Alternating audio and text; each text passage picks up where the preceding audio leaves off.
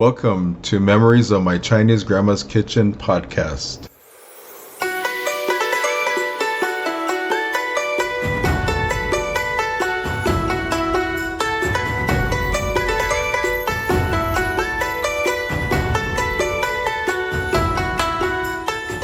My name is Ed.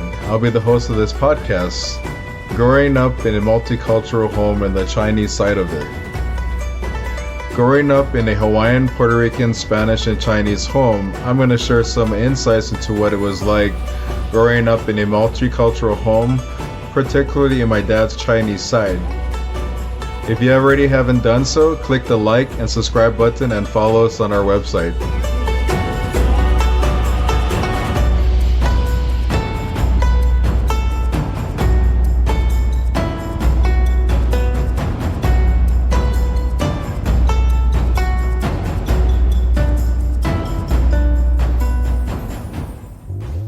Today we're going to talk about what it was like growing up in Hawaii. Much is to be said about growing up in the multicultural home where your mom is Hawaiian, Puerto Rican, and Spanish, and your dad is full-blooded Chinese. But interestingly, this is not out of the ordinary. We're all, like they say, chop suey.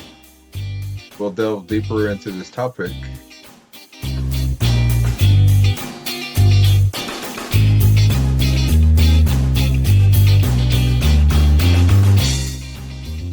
Then we'll move on to how the heck did my Chinese grandparents end up in Hawaii.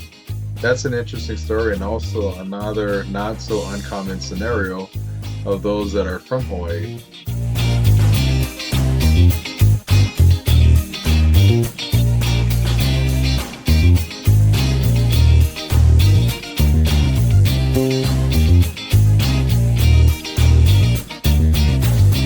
And then, have you ever heard of someone deciding never to drink water ever again? My Chinese grandpa served in World War II and was stationed in the Philippines. Find out what happened while he was there that changed his life forever to the point that he decided that he would never drink water again.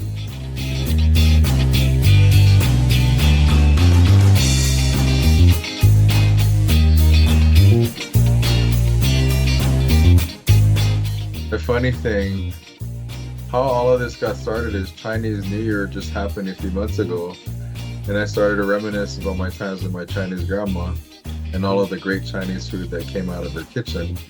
I'll talk about my recreation of the Chinese dishes she made also. The dish that I decided to make was called jai, which is a traditional Chinese vegetarian dish. Well, stay tuned for the rest of this show, and thanks for listening. Aloha.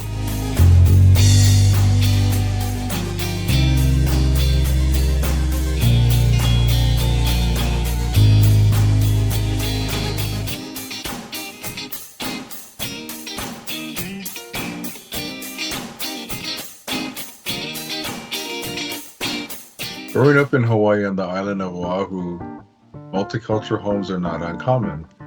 This may be foreign to someone not from Hawaii, but it's quite normal and common to grow up with friends that are Japanese, Filipino, Chinese, Portuguese, and Hawaiian. You have all Polynesians like Hawaiians, Samoans, Tongans, Fijians, Micronesians, and others. You also have all your Asians like your Chinese, Japanese, Thais, Vietnamese, and all others. Then you got your Latinos and Latino-based ethnicities like Mexicans, Puerto Ricans, Portuguese, Cubans, even Italians. Even got your Anglos that either ended up moving to Hawaii because of the military, business, and some of them were born and raised in Hawaii that even speak Hawaiian Creole or Hawaiian Pidgin, an official language that's a mixture of all the different cultures there in Hawaii that allows for people to have communicated back in the old days. But how did Hawaii get to be so multicultural, you ask? That's a good question. The sugarcane fields were a large part of Hawaii's economy, so the king of Hawaii, Kamehameha III, brought over workers from all over the world to work the sugarcane fields. I don't know what the real story is, but I know that the Hawaiians were exposed to diseases that the mainlanders were immune to. So a large percent of the Hawaiians that weren't immune died from disease. So the king had to go and recruit workers from other countries to help with the sugarcane fields, hence the multicultural background in Hawaii. One interesting fact is that a lot of people may not know is that in addition to the labor force needed for the sugarcane plantations, the British were allies with Hawaii. They gifted cattle to the king. The Hawaiians, never having had cows or cattle on the islands before, didn't know how to take care of the cattle, but they knew that the Mexicans were known for horse ranching, known as the vaqueros, so he brought them over to Hawaii. The vaqueros trained the Hawaiians how to rope cattle and ride horses, which birthed the Hawaiian cowboys called Paniolos. I also heard a story that the name Paniolo actually came from a cognate word of Españoles, which is plural word for Spanish, or the Spanish, or Spaniards. I never knew the story, but looking back, I grew up with my friends speaking Hawaiian, Pidgin, English, but they had names like Garcia, Lopez, Torres, and others. My grandpa on my mom's side was Puerto Rican and Spanish, so his last name was Gil. So yes, my grandparents ended up in Hawaii like all the other ethnicities. Because of this, me growing up as a child with my mom's Hawaiian side, on my dad's Chinese side, I was able to get the best of both worlds. I don't quite know the story about my grandparents' journey, but I did see my great-grandmother when I was a young boy. My mom told me of that her foot was bound, as in the documentaries that show foot binding. Although my grandparents were nearly 5,000 miles away from China, they continued with their Chinese traditions. I promised a story of my grandpa that never drank water, but first let me give a little background on his life and how his life turned out to be the way it did. You see, my grandpa was the oldest boy of the seven other siblings. I don't know quite the whole entire story, but he had an older 29-year-old sister.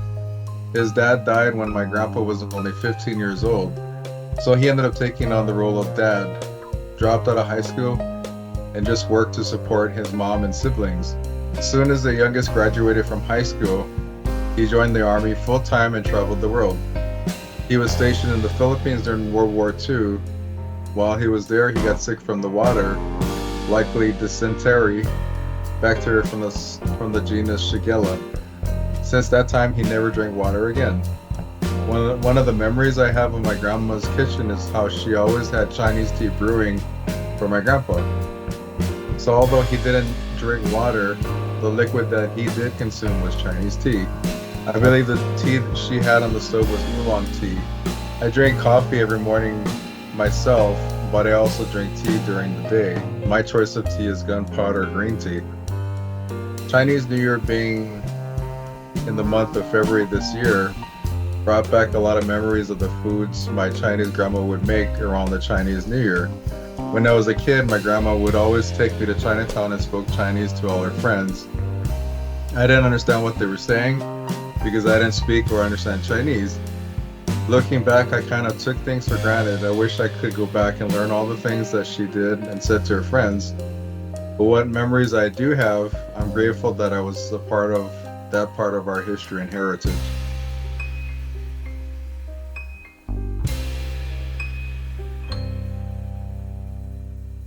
I faintly remember some of the names that my grandma would name the foods that she would make. I remember jai, so I looked up the traditional Chinese food jai and I found it. It's called Lohan Jai, also known as monk's food or Buddha's delight. I think it's an acquired food dish, but I remember that I liked it. There's mushrooms, fungus, dried tofu, lily buds, lotus root, peanuts, bean sprouts, and other vegetables that you can add. My wife and I run a Hawaiian catering business where we do authentic Hawaiian cuisine, so food is a regular part of our life. I found a recipe that was closest to what I remembered eating, and I made it a few times. I'll write more about my making jai adventure in my blog named My Making Jai Attempt.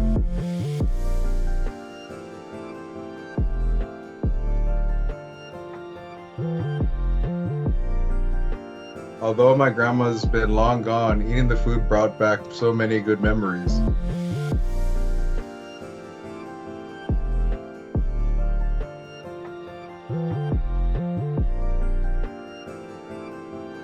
Well, it was a great time down memory lane. You don't have to be Chinese or multicultural to enjoy what we just talked about in this podcast. What's your background? If you know your culture, take the time to enjoy who you are and what you have. If you're Polish, learn something about your Polish culture. If you have living relatives, ask them questions about your culture. You may discover something interesting that you never knew before.